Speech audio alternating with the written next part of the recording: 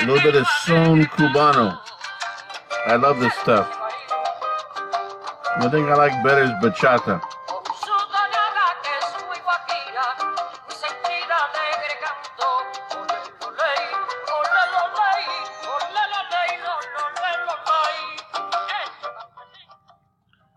Okay, let's get started. Professor Joseph Holbrook. We are going to begin today with the Companion to Latin American Studies, the introduction, edited by Philip Swanson.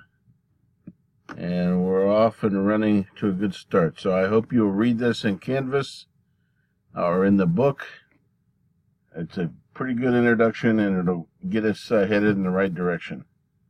Also, don't forget to watch the John Green Crash Course in American History video number 1. So Philip Swanson is the editor. He is he's a professor of Spanish at the University of Sheffield in Great Britain. His area of study is film and modern Latin American literature, with special reference to issues of identity, politics, popular culture, the new narrative, the boom, and the post-boom. And we'll talk later about, and some other week actually, about what the boom and the post-boom are. So you're going to, in this book, find that the materials incline towards literature. A lot of what we do here in the Latin American and Caribbean Center is inclined towards political science or international relations. So to be fair, to even things out a little bit, this is a great book, and we'll have a little more of an literature influence. However, there will be several weeks that will be looking at politics in Latin America. We'll have some supplementary readings on sociology, anthropology, history in Latin America, so that we can look at this in a interdisciplinary fashion. So, that's not what I was looking for. Let me try this again. I want to pull up a different document.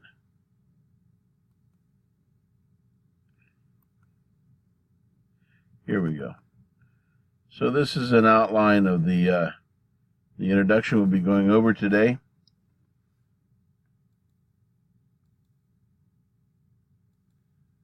So the question he's asking here in this introduction is, what is Latin America? And who are Latin Americans? Was this a discovery? When Christopher Columbus in 1492 sailed the ocean blue, did he discover or just stumble onto something new? Or was it a conquest? A lot of my students tend to lean in the direction of a conquest. One nice, more neutral term that doesn't imply a discovery is an encounter between two different worlds, the Eastern Hemisphere and the Western Hemisphere. So we're going to be thinking about that. And I want you to think about, what is Latin America? Why Latin America rather than Spanish America? What is Hispanic? Who are Hispanics and who are Latinos? Does a Native American, is a Native American born in Mexico or Bolivia or Peru, is such a person a Latin American? Because obviously there's no Latin in their background. What about an Afro-Latino? Are they Latinos, Hispanics, or Africans, or Afro-Colombians? So there's a lot of complicated ideas of identity that we have to tease out in this course. So as we know, in 1492, Christopher Columbus did lead 3 ships to the Bahamas, thinking he was trying to find a shorter route to India. So he found these peaceful inhabitants in the Bahamas that were actually Taino Indians. He named them Indians, thinking that he was in the outskirts of India. When he discovered Japan, when he found the island of Cuba and followed along the coast, he thought it was Cipango, which was the name at that time of Japan. And there was a little bit of confusion in the process. And I go into this a little more in depth in our history course, but you will be watching Apocalypto this week. which was directed by Mel Gibson, and it's one of the only films that tries to give an impression of what pre-Columbian life was like for the Amerindians that were already here. So the New World was not new at all. People had been, fairly sophisticated civilizations had been here in the Western Hemisphere since about 7,000 or 10,000 BC. By the time that the Europeans arrived, there were several large empires, including the Aztecs and Incas. The Mayas were not exactly an empire because they were not centralized politically, but they were a sophisticated civilization.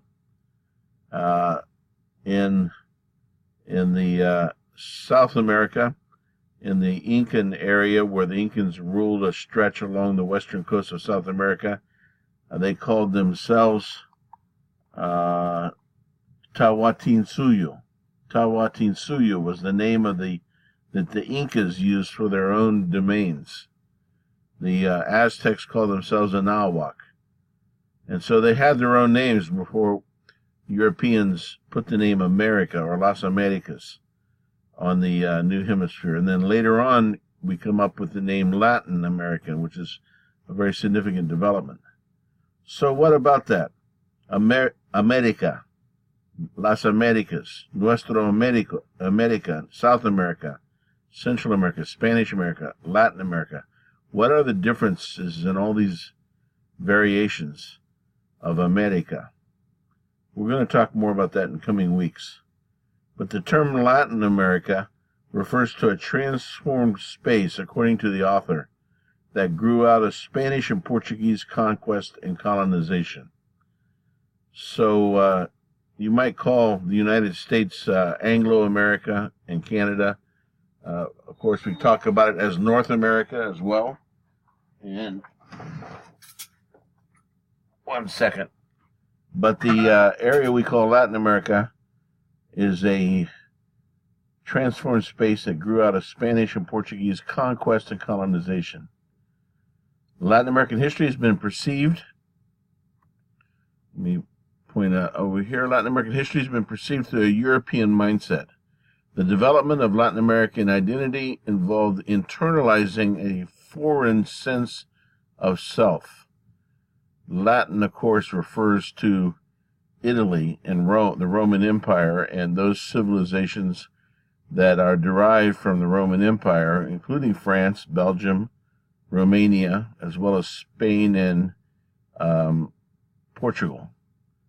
And so this leaves, in order to understand the author's point here, think for a moment how a black Colombian living on the Pacific coast of Colombia, when you ask them if they're Latin American, do they identify with Romance culture or the Roman Empire if they came from a Yoruban culture in Africa?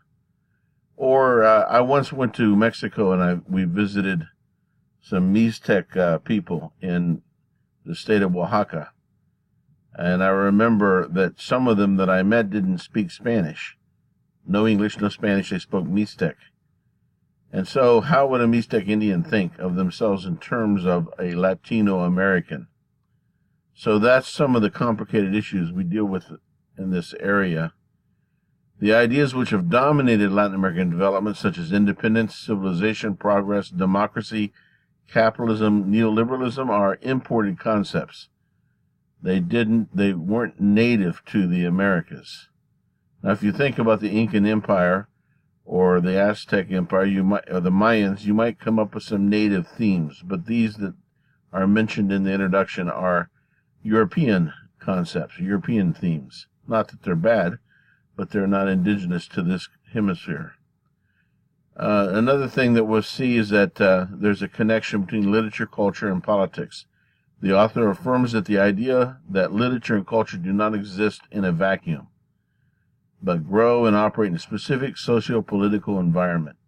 If you watch the 2 crash course videos on 100 Years of Solitude by Gabriel Garcia Marquez, you'll see that to interpret a work of literature also requires understanding the political environment or the political context in which the work of literature was written. Globalization is another factor that's influencing Latin America.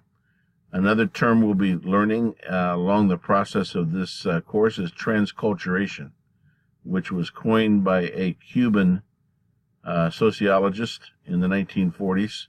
And the idea is in transculturation is different than acculturation, because acculturation is a one-way process, whereas transculturation is a two-way process where you have Cuban slaves learning Spanish and adopting Catholicism, but you have white Cubans also learning Salsa and learning and converting in many cases to Santeria. And so you have this constant mixture of the African and the European that creates a third culture or a new space that's neither one nor the other. That's transculturation. And interdisciplinarity is the idea that in Latin American studies, we don't just use sociology to understand countries in Latin America. We don't just use history. We use any and all disciplines that are helpful. And so this book will go into politics, political science, international relations. We'll study sociology, anthropology. We'll talk about race, gender, sexuality, and globalization in the course of this study. In terms of globalization, Latin American culture is spread beyond the geographical boundaries and is now an important feature of the cultural life of the USA. When I first moved to Colombia, I was an exchange student from Ohio State University, and I spent some time in South America, living in Colombia. And at that time in Ohio, there were very few Hispanics. Hispanics were that visible. But now, in almost every small town in Ohio, in North Carolina, in Missouri, Hispanics form a significant presence. And Mexican restaurants are common in most small villages and towns in the United States as well as cities. And so this is what the author is saying, is that Latin America is no longer confined to South America or Central America, but it's in the United States, it's in Canada. The Latin American culture can be found in London, in Europe. It's becoming globalized. I've already mentioned Tahuantinsuyo, which was the name of the realms of the Incas in South America. That was their name for themselves before the Italian Amerigo Vespucci took his own last name and feminized it and Latinized it and turned it into America, so that it would rhyme with Asia and Africa and Europa. And they went from an understanding of 3 continents to 4 continents, with the new continent being America. Anahuac was the realm of the Aztec Empire, and that was their name for themselves. They didn't know that they were part of Mesoamerica or North America. Finally, Hispanic or Latino. I know many of the students taking this class are Hispanic or Latino, but which one do you think of yourself as? Do you think of yourselves as both, depending on the context? Is Hispanic strictly for Spanish speakers and not Portuguese? Are Brazilians Latinos? How about Haitians? Are Haitians Latinos? Haitians certainly are not Hispanic, because Spanish is not the language of Haiti.